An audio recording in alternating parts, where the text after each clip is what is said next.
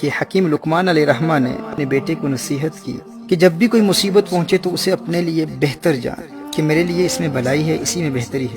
تو بیٹا کہتا ہے کہ والد صاحب میں نے آپ کی یہ بات تو سن لی ہے اور سمجھ بھی لی ہے، لیکن اس پر ابھی میرا یقین پختہ نہیں ہوا۔ یعنی مصیبت میں بھلائی کیسے ہو سکتی ہے، مصیبت میں بہتری کیسے ہو سکتی ہے؟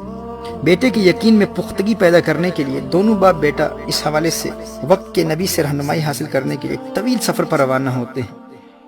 کئی دن رات سفر جاری رکھا، راستے میں ایک ویران جنگل میں داخل ہو گئے۔ شدید گرمی تھی، کھانا پانی بھی راستے میں ختم ہو گیا، خچر بھی تھک چکے تھے اور پیاس کی شدت سے ہانپنے لگے۔ تو دونوں باپ بیٹا خچروں سے نیچے اتر آئے اور پیدل ہی چلنے لگے۔ اب اچانک بہت دور ایک سایہ اور دھواں سا نظر آیا، تو حضرت حکیم لقمان علیہ الرحمہ نے گمان کیا کہ وہاں شاید کوئی آبادی ہے، تو اسی طرف چلنے لگے۔ راستے میں بیٹے کو ٹھوکر لگی اور اس کے پاؤں میں ایک ہڈی اس طرح گھسی کہ پاؤں کے تلوے سے پار ہو کر ظاہر قدم تک نکل آئی۔ اب حضرت حکیم لقمان علیہ الرحمہ کا بیٹا درد کی شدت سے بے ہوش ہو کر زمین پر گر پڑا۔ آپ نے بیٹے کو سینے سے چمٹا لیا اور پھر اپنے دانتوں سے ہڈی نکالنے لگے، اور پھر کافی مشقت کے بعد بالآخر وہ ہڈی نکل گئی۔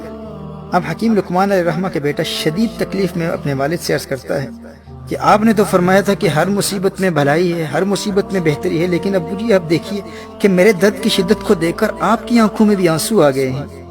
ہمارے کھانے پینے کی تمام اشیاء ختم ہو چکی ہیں۔ اس ویران جنگل میں بھوکے پیاسے اسی زخمی حالت میں اگر ہم رہے تو ہماری تو یہاں موت واقع ہو جائے گی۔ اب آپ بتائیے کہ اس مصیبت میں کون سی بھلائی ہے، اس میں کون سی بہتری ہے؟ آپ فرماتے ہیں کہ ہر مصیبت میں بہتری ہے۔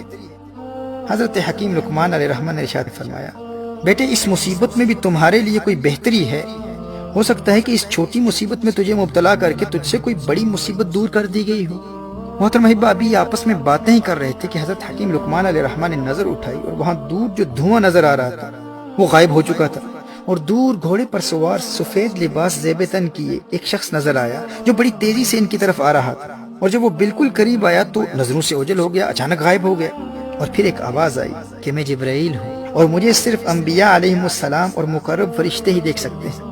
مجھے اللہ جل وعلا نے حکم فرمایا تھا کہ میں فلاں شہر اور اس کے آس پاس کے لوگوں کو زمین میں دھنسا دوں۔ مجھے خبر دی گئی تھی کہ تم باپ بیٹا اسی شہر کی طرف آ رہے ہو۔ اللہ جل وعلا نے تمہیں اس شہر میں داخل ہونے سے روکنے کے لیے آپ کے بیٹے کو آزمائش میں مبتلا کیا اور اس کے پاؤں میں ہڈی چبھ گئی، اور اس چھوٹی مصیبت کے ذریعے اس شہر والوں کے ساتھ ہلاک ہونے کی بڑی مصیبت سے اللہ جل وعلا نے تمہیں بچا لیا ہے۔ اللہ اکبر۔ محترم احبہ، پھر حضرت جبریل امین علیہ السلام نے اپنا نورانی ہاتھ اس لڑکے کے پاؤں اور برتنوں پر پھیرا، پاؤں بالکل ٹھیک ہو گیا اور برتن پانی اور کھانے سے بھر گئے، اور پھر دونوں باپ بیٹے کو سواریوں کے ساتھ اٹھایا اور چند ہی لمحوں میں واپس ان کے گھر پہنچا دیا۔ میرے دوستو یاد رکھنا، جب بھی کسی مصیبت میں مبتلا ہو تو ہمارا رویہ یہ ہونا چاہیے کہ یہ مصیبت کسی بڑی مصیبت کو ٹالنے کے لیے آئی ہے، اور اس مصیبت میں ہمارے لیے کوئی بہتری ہے، کیونکہ کچھ مصیبتیں آتی اسی لیے ہیں کہ ہمیں کسی بڑی مصیبت سے بچائیں۔ وہ مصیبت دراصل چھوٹی مصیبت ہوتی ہے، لیکن جس بڑی مصیبت کو دور کرنے کے لیے آتی ہے، اب چونکہ وہ بڑی مصیبت ہمیں نظر نہیں آتی، اس لیے ہم اس چھوٹی مصیبت کو بڑی مصیبت سمجھتے ہیں، اور پھر ہم گلے شکوے کرنا شروع کر دیتے ہیں کہ بھائی یہ تکلیف کیوں آئی، یہ پریشانی کیوں آئی، یہ مصیبتیں میرے لیے کیوں ہیں، یہ تکلیفیں میرے لیے کیوں ہیں، آخر میں نے کون سا گناہ کیا ہے؟ محترم احبہ، اگر ہم صبر کرتے تو اس کے دو فوائد حاصل ہوتے۔